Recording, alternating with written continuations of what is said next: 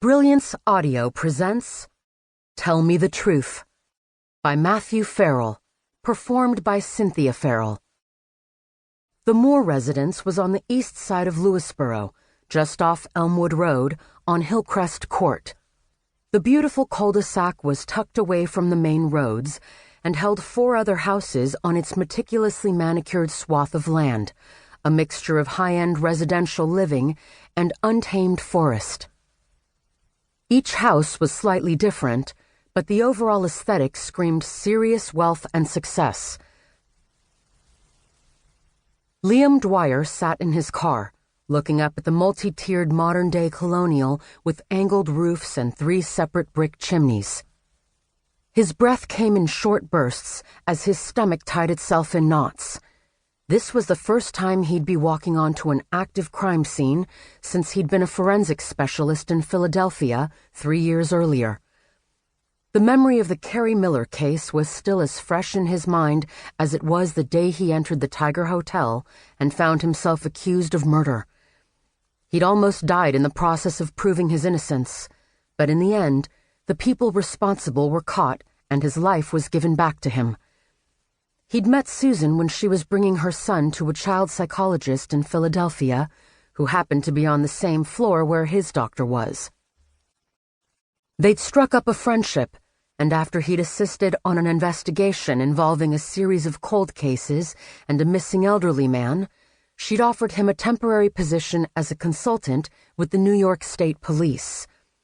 Before he could change his mind, he agreed, packed his bags, moved into the hotel the department had rented for him in White Plains, and was now about to embark on his first case after several months of vetting and training. He was still, and always would be, a forensic scientist. But today he was learning to be an investigator as well. He stared at his hands gripping the steering wheel and laughed at his nervousness. He'd been the new guy before. He could do it again. Susan waved and walked toward his car.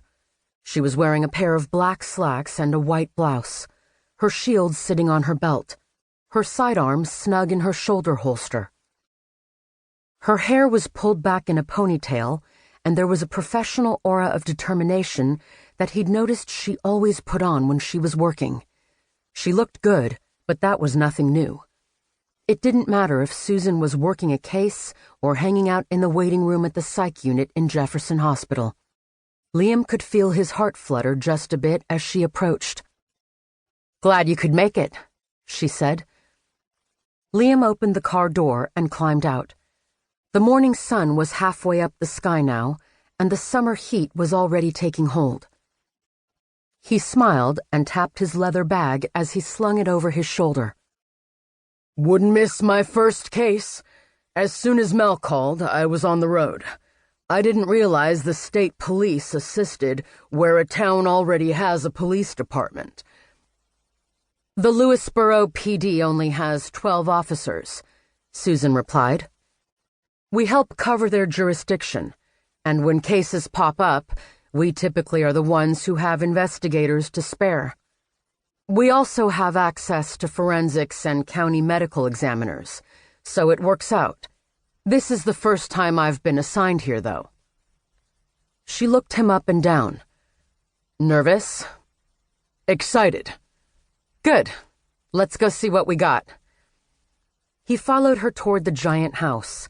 Wrap-around porch, 3-car garage, wood siding with copper gutters lining the edge of each overhang. He figured the taxes alone must be $40,000 or $50,000 a year, and the team of landscapers needed to maintain the grounds probably cost as much as the cleaning crew that was needed for the interior.